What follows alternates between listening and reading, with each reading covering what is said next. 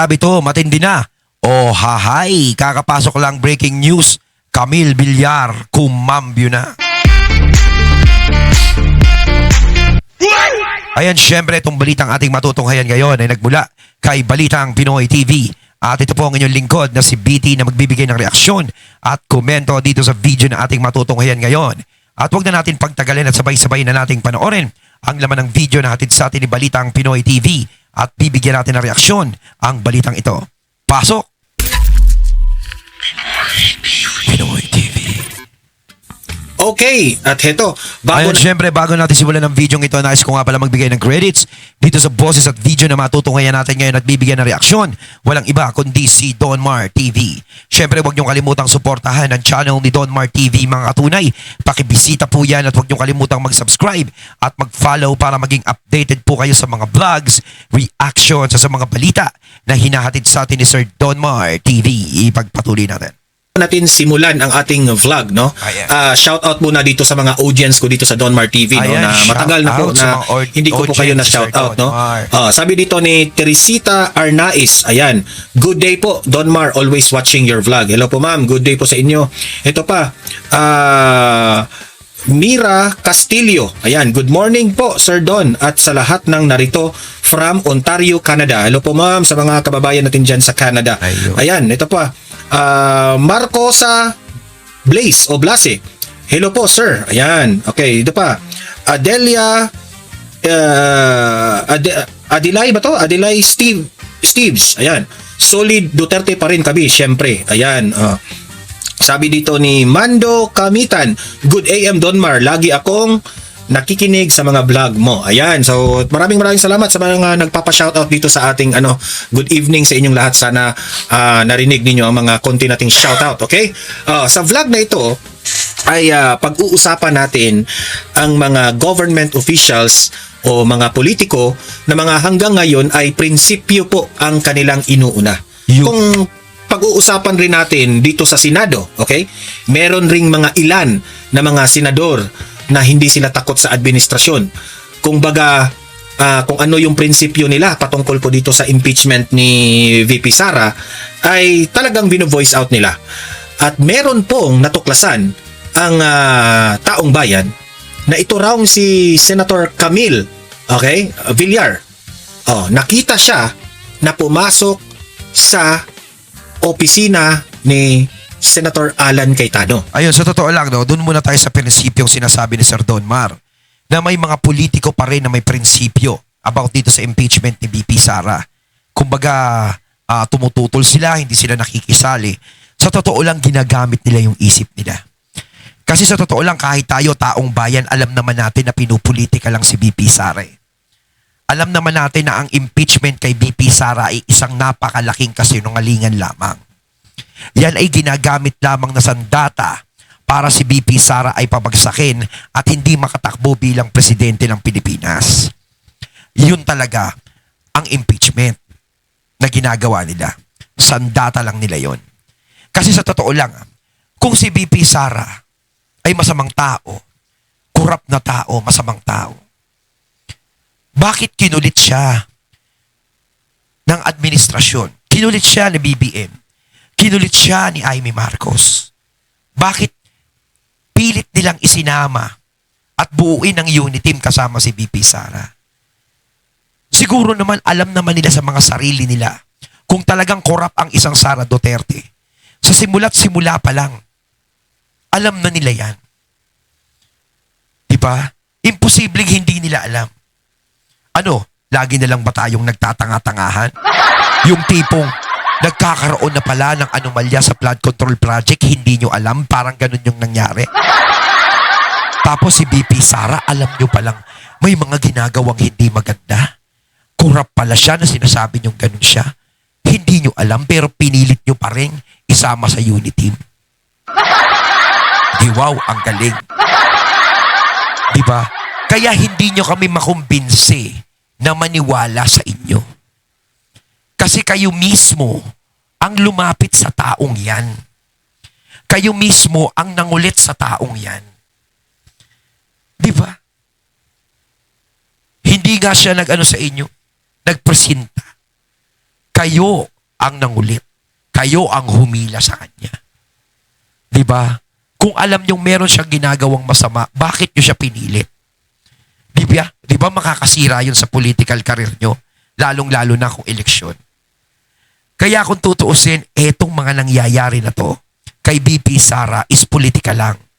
Alam ng taong bayan yan at alam ng mga politiko yan na may mga matitinong pag-iisip. Kaya mas maganda na yung pinapairal nila yung prinsipyo nila. Kasi mas iniisip nila yung future, hindi yung present. Hindi yung makukuha nila ngayong present. Kung tutuusin, malapit na matapos tong present na to eh. Malapit na tayong humarap sa future. Malapit nang magbago. Di ba? Kumbaga, utak ang gagamitin. Hindi yung sarili mong kapakanan na ngayon ka nakikinabang. Di ba? Hanggang kailan ka makikinabang? Paano pag nagpalit na ng administrasyon at manalo si BP Sara? Tapos na yung pakinabang mo. Di ba? Na alam naman natin na itong si Senator Camille Villar ay Ayan. miyembro po ito sa majority. At si Senator Alan Peter Cayetano ay minority. Minority. So, nag-create po ito ng haka-haka kasi po may usapan dyan sa loob sa Senado na papalitan na ang Senate President na si Tito Soto. Ayun. Ang tanong dito, Mas maganda nga si Tito Sen talagang mapalitan kasi syempre, di ba? Ako, Tito Sen, hindi ako galit sa'yo. Hindi ako bumibira sa'yo kasi alam mo naman, malaki ang respeto ko hindi dahil sa senator ka, hindi dahil sa Senate President ka. Labas ako dyan sa'yo eh. Hindi ko trip yan. Ang talagang nire-respeto kita, pinaglaban kita sa pagiging TVJ mo. No? Doon ako nakipaglaban talaga sa inyo. Sa TVJ. Pinagmamalaki ko yun.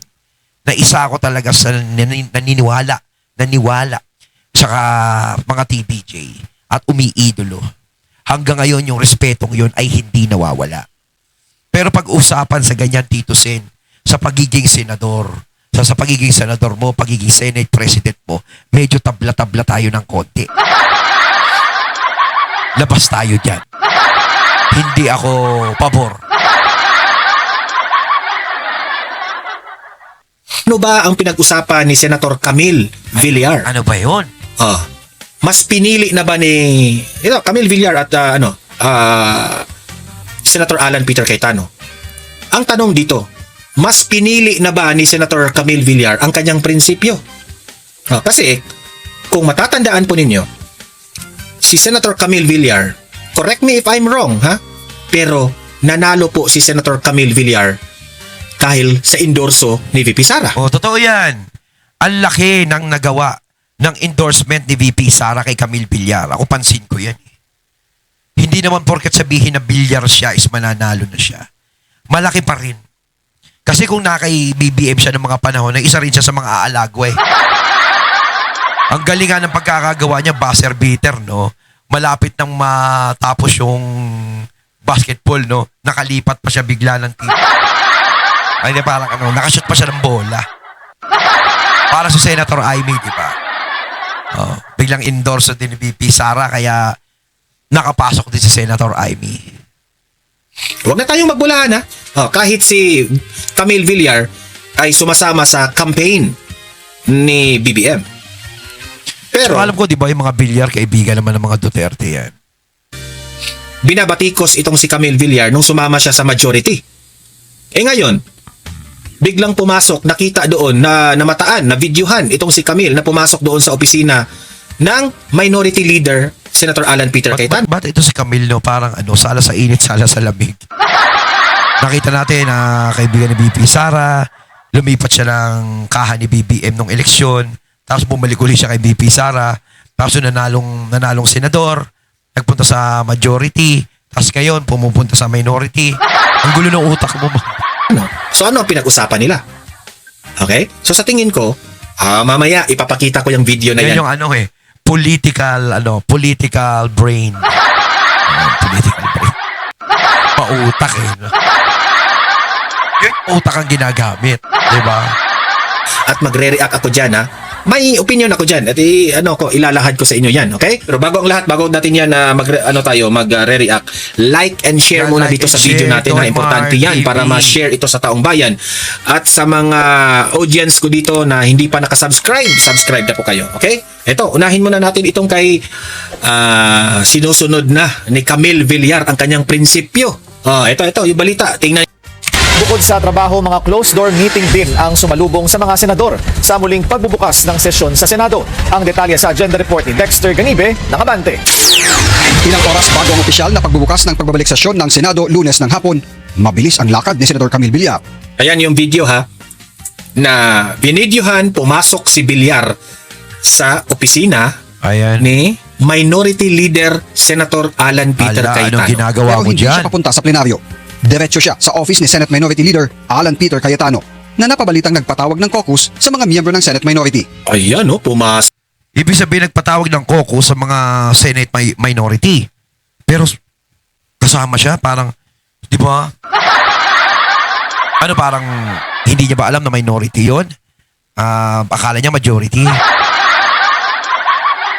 Pumasok. Pero si Senator Camille ay miyembro ng mayorya. Makalipas ang 6 na minuto, muli ring lumabas ng opisina Lumabas. ni Senator Alan C. Villar. Baka Ay. pa sinabi niya, sandali lang. Minority pala to. Hindi kaya ganun?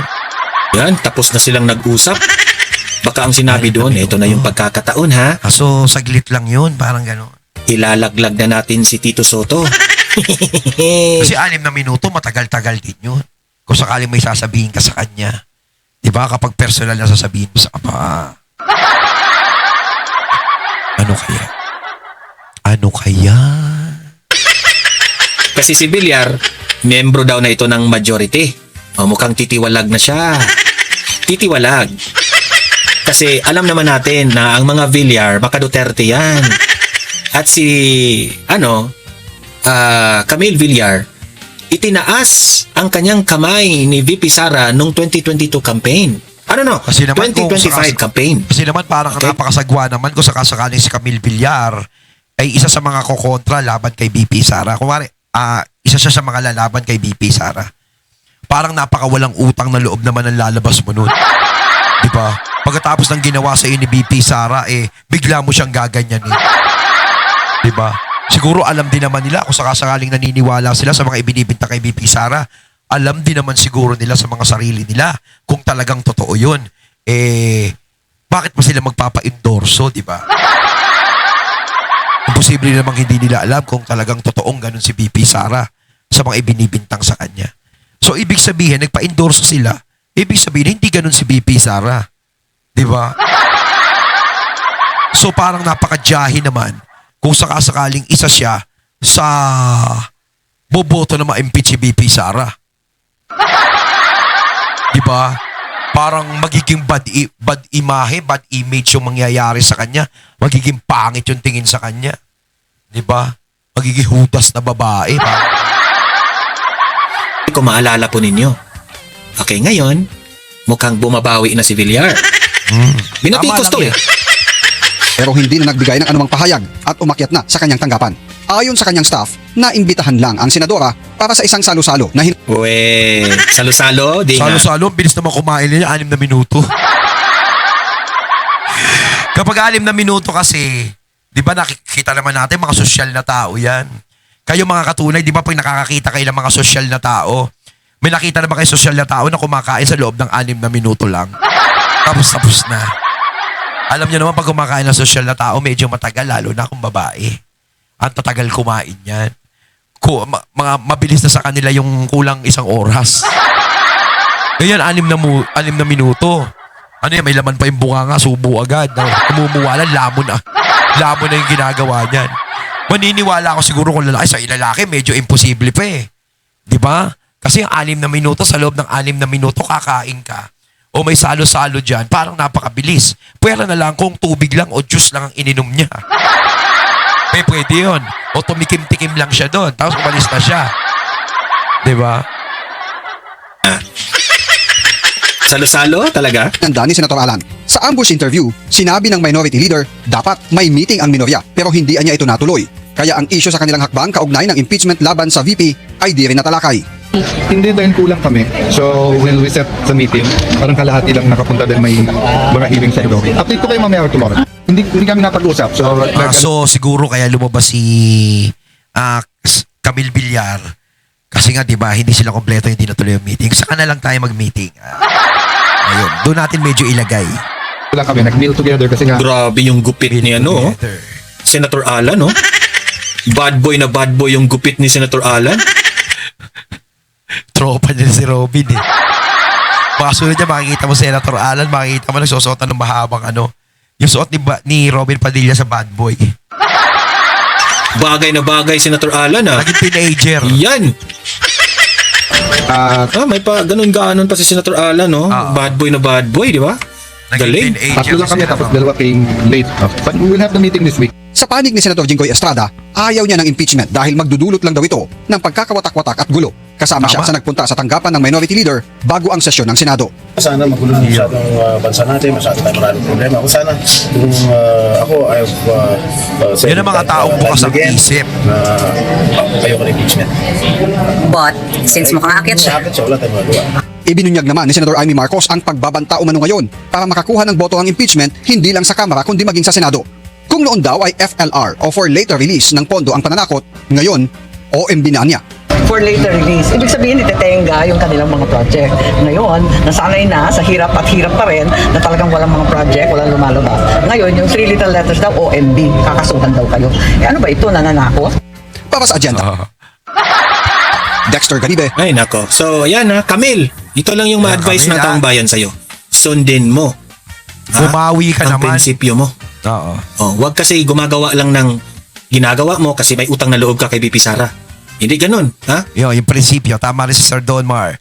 Bukod doon sa utang na loob, yung prinsipyo mo sa sarili mo. Alam mo naman siguro kung ano yung mali at tama, kung ano yung kasinungalingan at hindi. Prinsipyo. If sa tingin mo ay kung ano yung katotohanan, doon tayo. Yun lang ang ma-advise ko kay Camille Villar, ha? Kung ano man ang pinag-usapan nyo sa minority, well, kung iyan ay ikakabuti ng taong bayan na palitan si Tito Soto, gawin ninyo. Gawin ninyo. Ayun, natatig nato ngayon ang video na nagmula kay Balitang Pinoy TV. At syempre nato ngayon natin ang boses at video na yun na binigyan natin ng reaksyon na nagmula kay Sir Don Mar TV. Kayo mga katunay, anong masasabi niyo tungkol dito? Comment lang po kayo sa comment box. So once again, I'm BT and I'm out. Peace.